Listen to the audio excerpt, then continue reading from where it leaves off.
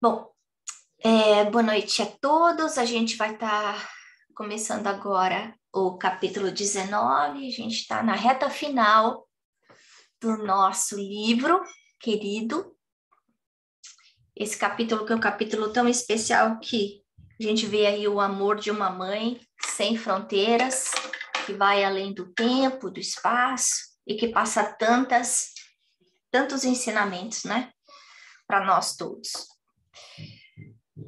Bom, precioso entendimento. Então, a gente vê a Matilde conversando aí com os desencarnados que estavam na casa da Margarida. É interessante a gente lembrar de novo que o número de atendidos é o quê?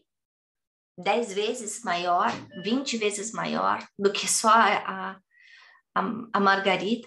Então, o auxílio do plano espiritual foi devotado à Margarida e ao Gregório. Mas a gente vê como o plano espiritual, ele não perde tempo, ele não faz pouco caso da oportunidade do tempo, do trabalho. Então, já que a Margarida ia estar sendo auxiliada, que o Gregório ia estar sendo auxiliado, a gente vê aí um monte de outros espíritos sofredores e ignorantes sendo auxiliados também, sendo retirados dessa zona mental, né, de sofrimento. E aí o capítulo começa com essa frase que mexeu comigo, que a Matilde tinha transmitido a nós os ensinamentos que podíamos receber. Então ficou claro, não é o que ela tinha para dar, mas é sim o que a gente conseguia entender. Então, mostrando de novo a envergadura de um espírito celeste que vem, né, que precisa ser materializado. A gente vê, inclusive, que ela é desligada depois e vai para uma zona intermediária, como se fosse uma colônia intermediária entre a casa da Margarida, né, e onde ela mora, para que não tivesse que ser materializada de novo pelo Rubio. Imagina Jesus há 2000 anos atrás, né? Tendo que conversar com a gente, tendo que explicar todas essas coisas para a gente, a dificuldade que ele teve, essa pedagogia que ele usou das parábolas para conseguir contar essas histórias que fossem atemporais, para que nós conseguíssemos compreender aí toda a profundidade de ensinamento moral que ele tinha para dividir com a gente. Então, é importante a gente lembrar disso, que quando a gente está estudando André Luiz, quando a gente está lendo Emmanuel, esses livros profundos, a codificação, não é um livro para nós lermos, é um livro para nós estudarmos, né? Que a gente lê uma vez, 5 vezes, 10 vezes, e em todas as vezes que a gente lê, a gente aprende alguma coisa. Bom, então, a Matilde acabou de conversar com todo mundo, aí ela vai e pede que chamem a Margarida que está no seu sono. E aí ela vem e, mais uma vez, o André Luiz mostra para nós que quando a gente está nesse estado de sono, que a gente tem uma consciência muito limitada, né? Então, ela ainda, por causa dessa bagagem espiritual pesada que ela estava envolvida, né? Imagina, por semanas tá aí recebendo todas essas ondas mentais tóxicas dos obsessores, de 60 obsessores. Um parênteses, né? A gente pensar a transformação que passou a casa da Margarida de algumas semanas, 2, 3 semanas para o momento agora, né? Então ela chega sem ter a menor consciência da ajuda que ela está recebendo, sem poder perceber a bênção que está sendo dada para ela. Para que ela conseguisse compreender o que acontece, ela recebe um passe nessa região cerebral, né? Aqui, então, quando a gente vê, quando a gente está dando passe, quando a gente dá o passe aqui, quando a gente dá o passe aqui no frontal, a gente está cuidando de todo o lobo frontal, toda essa parte que cuida dos nossos sentidos, né, da nossa ligação com o mundo físico e a nossa ligação com o plano espiritual. E depois ele cuida também toda a parte, então ele está cuidando da parte do simpático e do parasimpático, toda a parte nervosa da...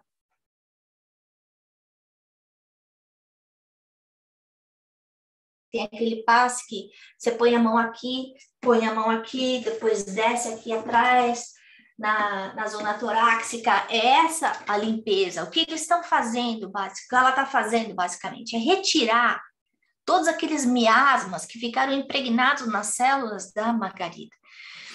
E aí a gente vê essa descrição linda, né, de saindo dela, como se fosse uma fumaça, nessa limpeza que estava sendo feita no corpo dela. Que é exatamente o que acontece quando a gente recebe um passe. Então, tanto pelo tórax dela, tá saindo, né? Aqui, tá saindo toda aquela parte pesada aqui que fica o chakra cardíaco, né? Quanto pelas mãos. E a gente vê que pelas mãos a gente tem um contato que a gente recebe as bênçãos e a gente também vê saindo de nós, das extremidades do corpo, esses fluidos também. Bom, aí a gente vê como a gente passa por essa anestesia quando a gente está aqui na encarnação. Quando nós brincamos que nós somos como mergulhadores que estamos dentro de um escafandro aqui, né? E aí a gente vê a explicação de André Luiz, né? Que a anestesia mental da matéria, que é o estado natural da alma encarnada, pode ser comparado em maior ou menor grau à hipnose profunda ou anestesia temporária. Por quê? Porque a gente não consegue, com o nosso cérebro, viver em dois planos diferentes, vibracionais diferentes. Então, é necessário que apareça uma cortina fluídica isolando a gente, fazendo esse véu do esquecimento do plano espiritual para que a gente consiga focar no momento aqui agora, né? Então, hipnose profunda, anestesia temporária, que desce a mente da criatura por meio de vibrações mais lentas. Então, a gente vê que a matéria aqui é mais pesada. Isso faz com que as ondas de vibração sejam mais lentas, peculiares aos planos inferiores, para fins de evolução, aprimoramento, redenção no espaço e no tempo. Explicando que mesmo ela, um espírito muito mais evoluído do que todos eles ali, inclusive o Gúbio, na hora que ela for reencarnar como filha da Margarida, ela também, ela não vai deixar de ser um espírito superior, mas ela vai estar exposta a toda a dureza do mundo material, né? Então, para que a Margarida conseguisse compreender, receber essa mensagem tão importante que a mãe dela ia estar dando para ela, é necessário que ela passe pelo passe. Porque senão, tudo isso ia acontecer e ela ia simplesmente esquecer, né? Quando a gente estiver recebendo um passe, como é que a gente deve agir, então? Né? Quando a gente fala, pense em Jesus, não é para a gente ficar pensando no problema do trabalho, na dificuldade com o chefe, com o filho, com o marido, com a esposa, enfim. Para que a gente esteja mais suscetível, mais aberto, para a gente facilitar essa ligação espiritual. A gente não precisa se preocupar em ter que explicar para o mentor qual é o problema. No caso da Margarida com a Matilde. A Matilde sabia muito melhor do que a Margarida toda a complexidade de obsessão que a Margarida estava passando. Tanto é que aconteceu o quê? Um planejamento profundo no plano espiritual para esse salvamento, entre aspas. Então, a gente não precisa ficar preocupado em ficar explicando muito. A gente está lá, senta na cadeira para tomar um passe e entrega. Fala, Jesus, você conhece as minhas dores, você conhece as minhas provações, as minhas dificuldades, me ajuda. Eu estou aqui. E entrega. No momento que a gente se entrega como uma criança, aí a gente consegue de verdade ser ajudado da forma como a gente precisa. E ela desperta. Margarida desperta e a gente percebe o quê? O que ela começa a fazer? O que todo mundo faz. Eu estou sofrendo, né? A vida está difícil, a vida está muito mais difícil do que eu imaginava, porque você me deixou, aqui as coisas estão tão ruins, e ela mostra tristeza, desânimo, fica claro que ela está a ponto de botar um ponto final. Ela não aguenta, ela fala, eu não aguento mais sofrer. Vamos parar um pouquinho. Primeira coisa, por que me abandonaste? Se tem uma coisa que a gente sabe é que ela não estava abandonada. O que estava acontecendo é ela passando por um processo obsessivo que foi, de alguma forma, deixado que acontecesse pelo plano espiritual superior. Para quê? Para o despertamento consciencial dela. Esse processo obsessivo, ele não veio em vão. Ele veio porque existiu uma história, um passado, que liga ela muito firmemente com o Gregório. O Gregório fala, eu quero que ela se suicide, mas ela não pode saber que fui eu que fiz isso, porque eu quero que ela chegue pedindo ajuda para mim e eu vou cuidar dela.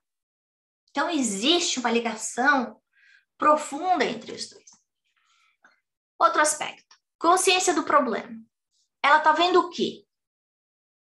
Ela está vendo o momento, a visão dela, como a nossa, quando a gente tem um problema. Seja um problema de família, seja um problema físico, seja um problema moral.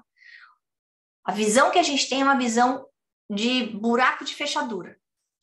Quando a gente olha pelo buraco da fechadura da nossa casa ou pelo olho mágico, a gente está vendo um espaço muito pequenininho.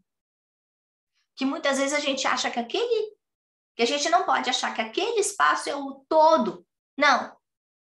É só um espaço limitado da visão. Então, o que está sendo dado para ela? Uma oportunidade de despertamento consciencial. Por quê? Porque ela nasceu numa família milionária. Ela nasceu numa família que não estava espiritualizada. Ela nasceu numa família pesada em termos de culpa, aprisionada nos valores morais que a sociedade admitia como serem os ok, não os corretos, né? Ela precisava de uma sacolejada. Sem essa sacolejada, ela não entraria na doutrina espírita. Quando a gente fala que a gente muitas vezes chega na doutrina pela dor, é isso. Porque a gente precisa chegar. Porque se a gente não chegar pela dor, a gente pode não estar pronto para escutar a mensagem.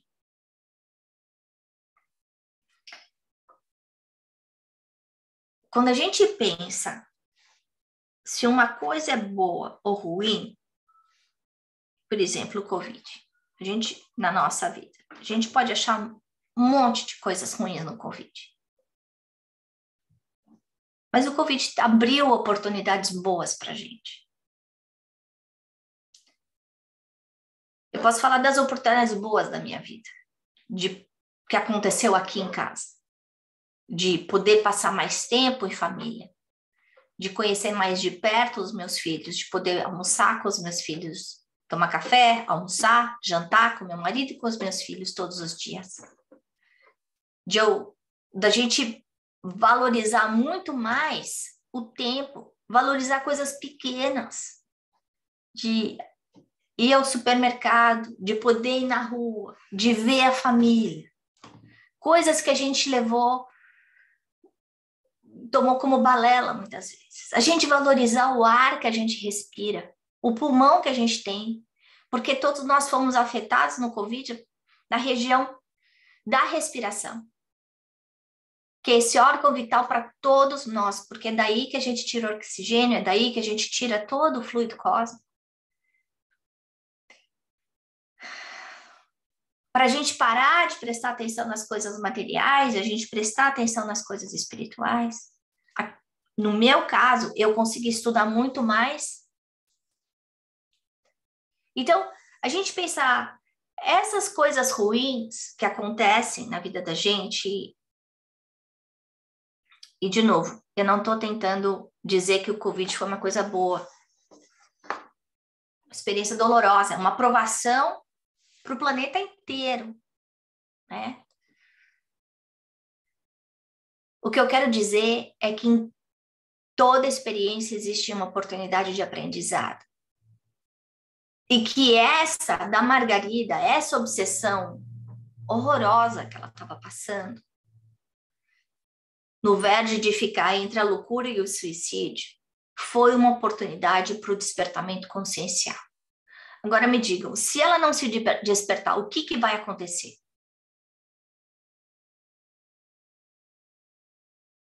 Vai complicar.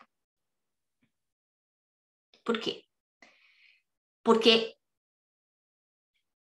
a manta, a história dela, continua a mesma. A única forma dela conseguir mudar a história dela é plantando uma sementeira nova, que a gente vê a Matilde falando depois, que a gente vai comentar mais no final, da importância da maternidade, né? Do papel da mãe, da educação, não na instrução. Né? Então, a gente vê a Matilde lá choramingando de vítima, eu sou coitadinha, não sei o quê, lá. E aí a gente vê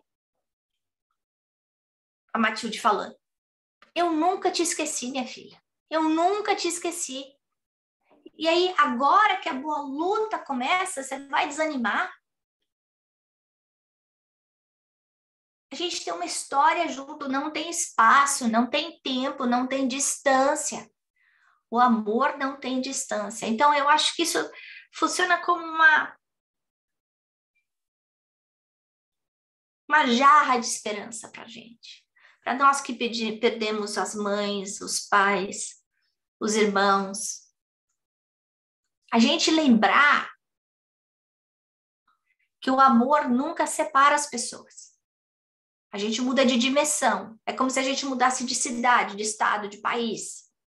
Mas esse amor continua existindo.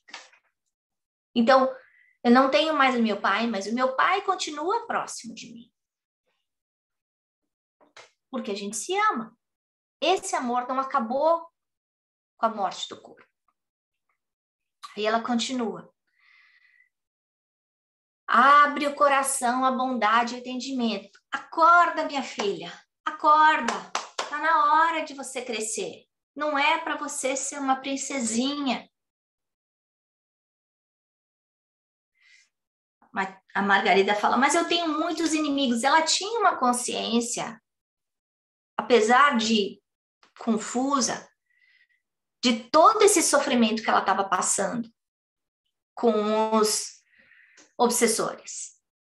E aí a mãe fala, mas quem são os nossos inimigos? E aí a gente volta no comentário do Gubbio, que esses inimigos são simplesmente espíritos que estão na direção errada. É um problema de visão, de direção. Tem um engano. Eles estão tentando resolver um problema brigando quando a gente só resolve os problemas com amor. E a forma da gente resolver esse problema qual é? É ajudando. E nós vimos nos capítulos anteriores a prova disso. Gubbio mudando completamente a situação do lar através do amor, não através da doutrinação forçada, de jogos de, como fala, chantagem, nem com ameaças, não. Ele primeiro serviu, ele doou, ele tratou aqueles obsessores com o mesmo amor e respeito que ele trataria a filha dele, e recebeu de volta o mesmo amor. Então, a hora que a gente coloca o amor em tudo aquilo que a gente faz, a gente acaba neutralizando aquele sofrimento, aquela barra pesada que existe com a gente. Então, não é para a gente desanimar. A história nunca acontece do jeito que a gente quer, infelizmente. Porque quem define essa história é Deus, baseado no que a gente já fez, naquilo que a gente já foi. Mas a gente tem uma oportunidade, a gente tem uma chance de olhar para essas dificuldades que a gente passa com olhos diferentes. Mesmo olhar para aqueles inimigos, aquelas pessoas difíceis que a gente tem, muitas vezes, dentro da nossa casa, como uma oportunidade da gente semear amor e mudar essa história, né? E aí a Matilde continua. É indispensável se abra o coração ao clima interior da bondade e do entendimento. Então, não é do lado de fora que a gente começa essa transformação. É do lado de dentro. Somos diamantes brutos revestidos pelo duro cascalho de nossas milenárias imperfeições. Então, eu fico pensando, quando a gente olha para uma pietà, né? Uma estátua que deve pesar, sei lá, 10 toneladas, enorme. Será que aquele pedaço de mármore enorme sabia que dentro dele existia uma pietà? Será que a gente consegue enxergar dentro de nós que debaixo desse cascalho todo, dessa pele grossa que a gente tem, existe um espírito puro de esfera crística? A dor, o obstáculo e o conflito são bem-aventuradas ferramentas de melhoria, funcionando em nosso favor. E como é difícil a gente entender isso, né? Como é difícil a gente olhar para a dor, para a frustração, para os problemas e pensar, puxa vida, ai, que bom que eu estou sofrendo. Nossa, é tão bom, né? Tão bom ter um casamento difícil. Fico tão feliz de ter um filho problemático. Não, não é disso que a gente está falando. O que a gente está falando é que no momento que a gente está sofrendo, é um momento que a gente está pagando uma dívida. Então, ninguém gosta de pagar a conta, o extrato do cartão de crédito. Mas sem isso, o cartão de crédito chega uma hora que fala assim, não pode mais. Então, você tem que pagar aquele saldo, mesmo que seja um saldo mínimo, que é o que a gente faz. Porque muitas vezes a gente encarna aqui falando, não, eu vou pagar toda a minha conta do cartão de crédito, mas não consegue pagar.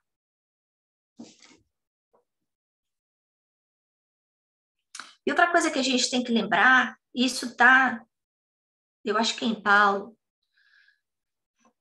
e o Haroldo mesmo conta essa história que eu escutou de um padre, que quando a gente está sofrendo é a hora que a gente tem mais ajuda. Por quê? Porque não tem só o nosso anjo da guarda. Tem todos os amigos do plano espiritual que já ajudaram, que já eram bacana com a gente, que estão torcendo por nós, que viram o nosso esforço no plano espiritual para conseguir passar pelo nosso despertamento consciencial. Então, a gente não consegue mudar a situação que está ao nosso lado, nosso redor, mas a gente pode mudar a forma como eu estou vendo essa situação. Eu já comentei com vocês sobre o livro do Dan Siegel, que fala do Wheel of Awareness, quando a gente tem essa capacidade de fazer essa conexão tanto do lado cerebral esquerdo quanto direito, então do meu lado mais preciso, binário, com o meu lado mais sutil, mais sentimental, mais emoção, e também conectando a parte do meu lóbulo frontal com o lóbulo límbico. Quer dizer, eu deixando de reagir perante as situações, mas usando o meu conhecimento, a minha inteligência,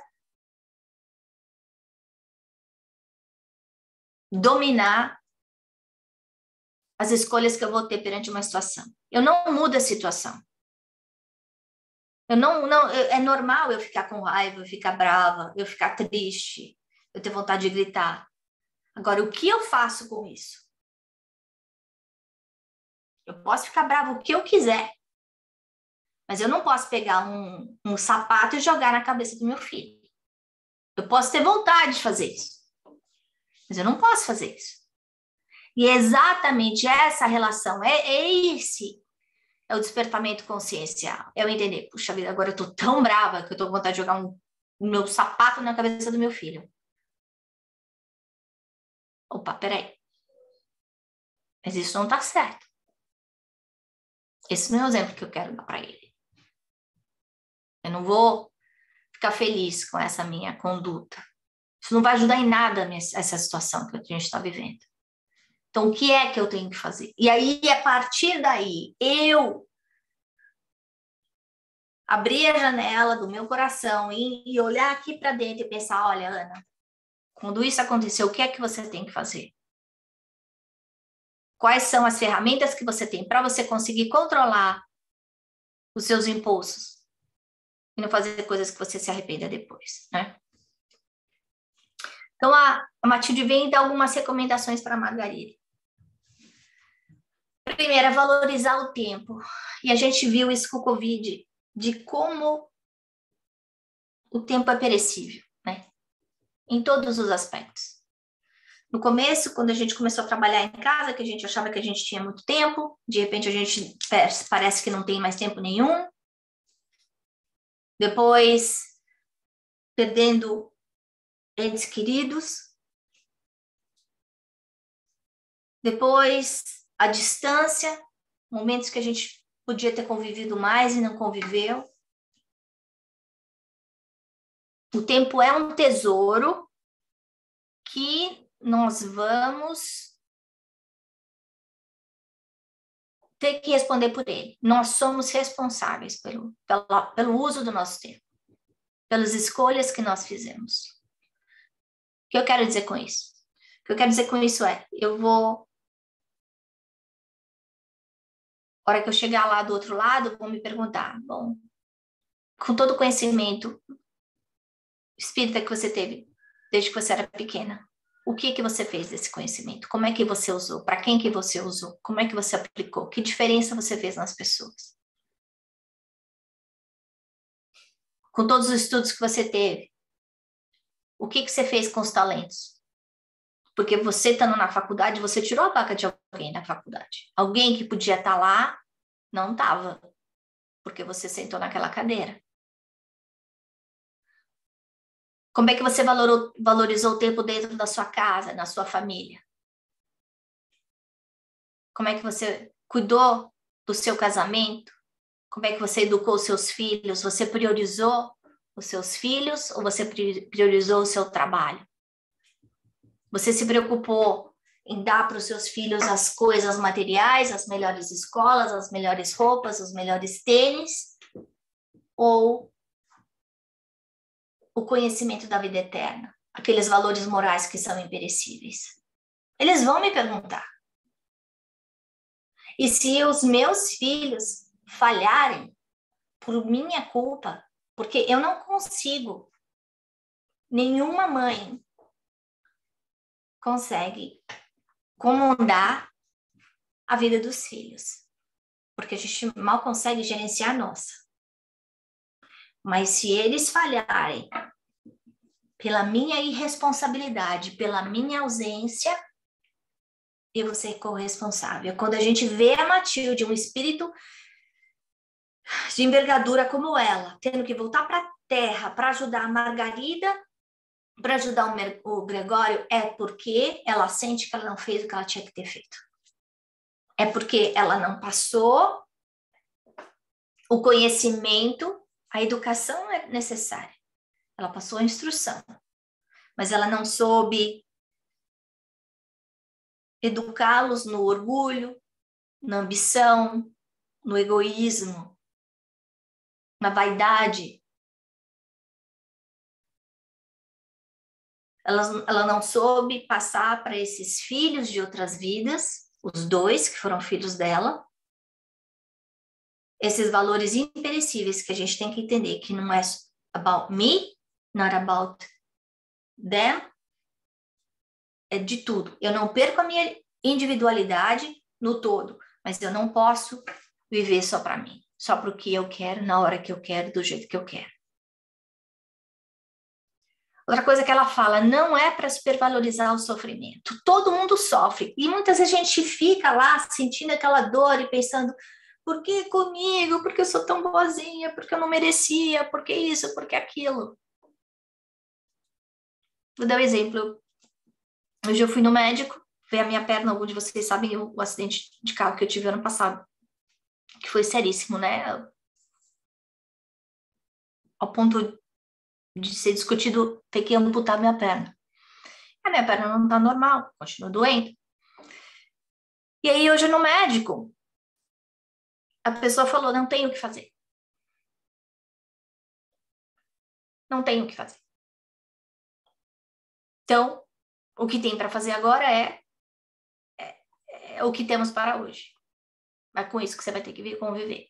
Vai ter que aprender a conviver com a dor.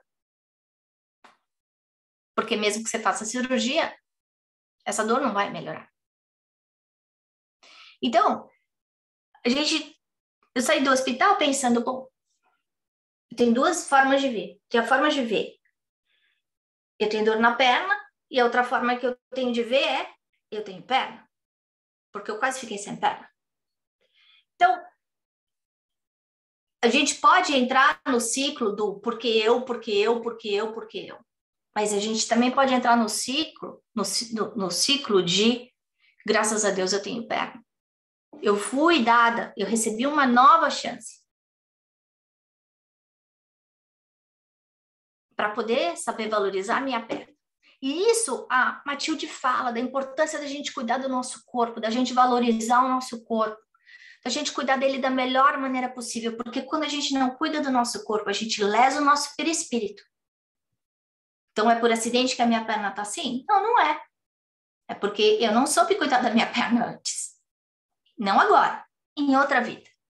Então, essas bênçãos que a gente tem, elas são todas empréstimos de Deus, que nós vamos ter que dar conta depois. Então, a oportunidade que a gente tem agora com a doutrina espírita é o quê? Trabalhar o nosso egoísmo, trabalhar o nosso orgulho, fazer com que eles fiquem menores possíveis, para que a gente sofra menos.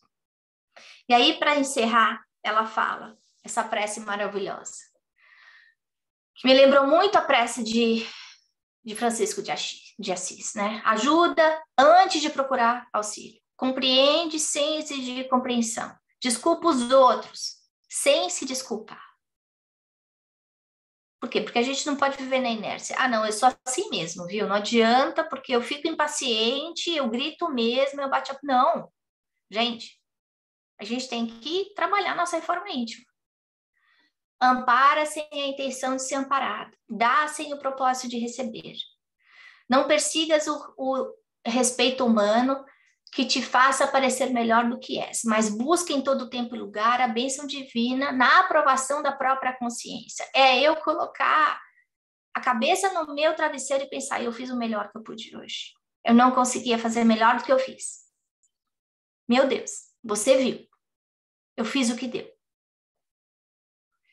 Pode não ter sido o que era ideal, mas foi o que eu consegui. Age corretamente. Esquece as frases vazias ou venenosas da maledicência contumaz.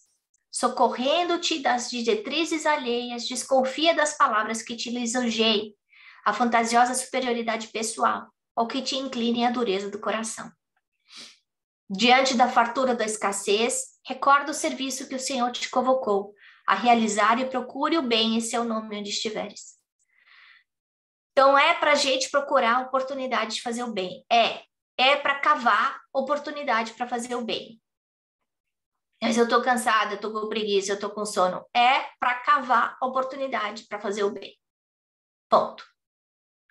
Lembra-te de que a experiência na carne é demasiadamente breve e que a tua cabeça deve permanecer tão cheia de ideais santificantes quanto as mãos repletas de trabalho e salutar. Então, é a cabeça pensando direito e as mãos ocupadas.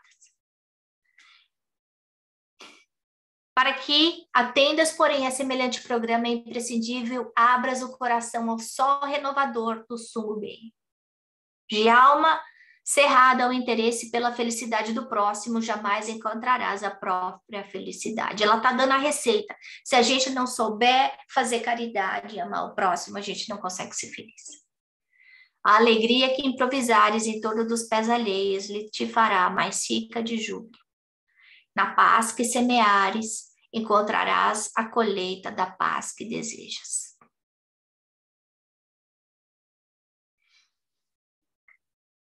Então, para a gente fechar o estudo de hoje, que eu acabei estourando, para a gente, eu não falei tanto das lições sobre família e lar, mas eu acho que elas são muito importantes, porque nós nos preocupamos muito com as coisas da matéria para os nossos filhos, e a gente muitas vezes esquece do lado moral. E a gente tem que lembrar que é dentro de casa, que a casa é um santuário onde existe um resgate e que a gente tem uma responsabilidade muito grande perante os nossos filhos e vice-versa. Outra coisa é a gente aproveitar o tesouro do tempo. A gente se perguntar como eu usei meu tempo hoje. Eu já comentei com vocês sobre o Mind Platter, que é também do Dan Siegel, do livro dele Aware, que fala de como a gente precisa fazer a divisão do nosso tempo para que a gente tenha saúde mental, né? E que muitas vezes a única coisa que a gente faz é a gente trabalha, come e dorme. Trabalha, come e dorme. Isso não é vida. Seriedade e compromisso no plano espiritual superior. Meditação, espiritualidade, isso de eu conseguir ficar em silêncio e olhar para dentro, porque se eu não olhar para dentro, eu não vou conseguir me conhecer. Eu não vou conseguir me conectar com os espíritos mais elevados. E principalmente o mal está dentro da gente mais do que fora. A hora que eu conseguir corrigir o mal que está dentro de mim, o mal que está fora, não vai me afetar mais. Era isso que eu tinha para falar para vocês. Alguém quer comentar?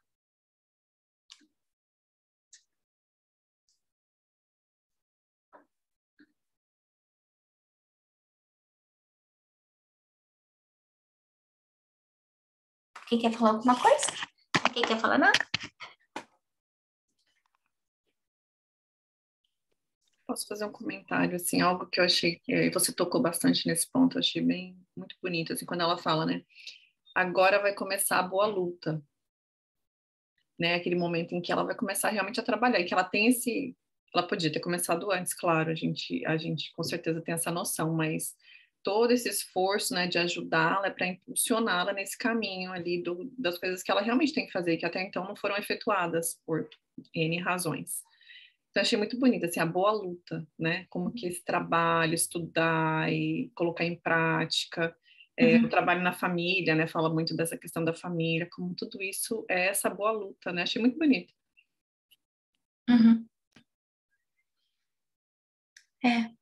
É lindo demais. E a gente, normalmente, na hora que começa essa boa luta, é que é a hora que a gente quer desistir, né? Fala assim, não quero brincar mais. Não era assim que eu tinha imaginado que ia ser a minha vida, né? Meu casamento não foi desse jeito que eu planejei, os filhos, não era desse jeito que eu achei que fossem ser os meus filhos.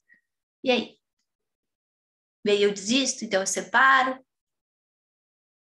eu largo os meus filhos. Como é que faz, né?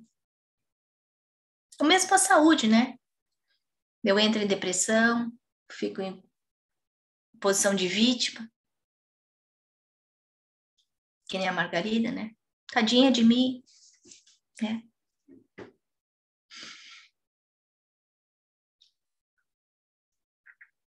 Mais algum comentário?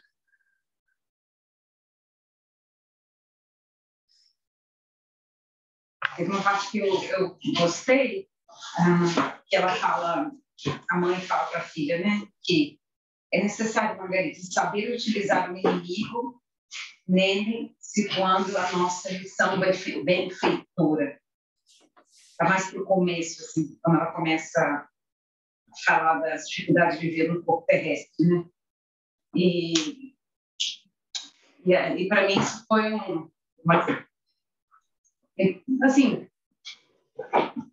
uma descoberta, né, que o Espiritismo me trouxe, né? Como a gente usa aquela pessoa difícil da nossa vida, ou aquela experiência difícil para a gente crescer, né? E a gente não é ensinado, né, a isso. O inimigo a gente tem que brigar ou se separar, né? Isso que a gente é o fugir, né, ou atacar. E para mim isso vem assim, tenho refletindo muito sobre a minha vida, as pessoas difíceis que me machucaram, que me fizeram mal, como eu lidei com isso, né? E essa frase me marcou. De aproveitar, assim, a lição que o inimigo te traz, né? Não isolá-lo ou atacá-lo, né? Como aprende com isso.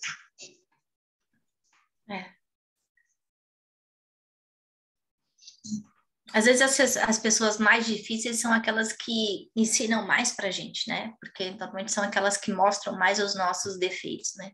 Como se elas tivessem lupas, né?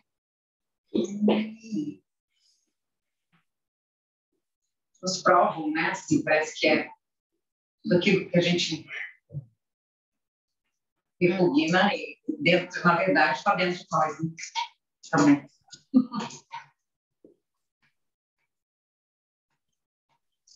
Mais algum comentário antes da gente encerrar?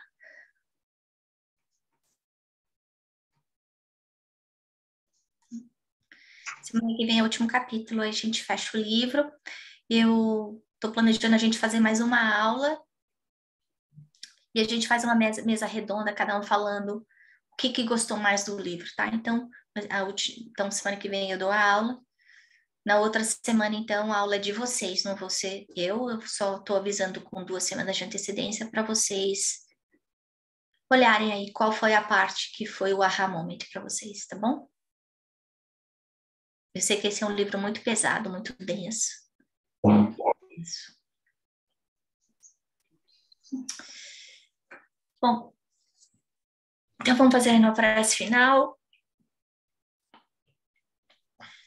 Agradecendo ao Mestre Jesus essa oportunidade de estarmos aqui reunidos. Esse chamamento aí de Matilde, que podia ser a nossa mãe aí. Chamando a nossa atenção para o nosso despertamento consciencial, nós que temos tanto da Margarida. Que nós possamos refletir sobre esses ensinamentos nessa noite, trazendo para dentro de nós essa oportunidade de crescimento, de mudança, de transformação. Auxilia-nos, Senhor, na nossa pequenez, na nossa pouca boa vontade, essa nossa cegueira espiritual enquanto aqui na Terra. Frutifica a nossa fé, faz com que ela cresça e se fortaleça, para que nós saibamos dar sombra e alimento a todos aqueles que nos rodeiam. Dai-nos força, coragem, fé e resignação, para que nós saibamos vencer todos os desafios da nossa vida. Que nós saibamos, Senhor, fazer as boas escolhas e voltar para o plano espiritual, no momento do reencontro, como completistas, como vencedores. Obrigada, André Luiz. Obrigada, Emmanuel. Obrigada, Chico. Obrigada a todos os mentores. Amém.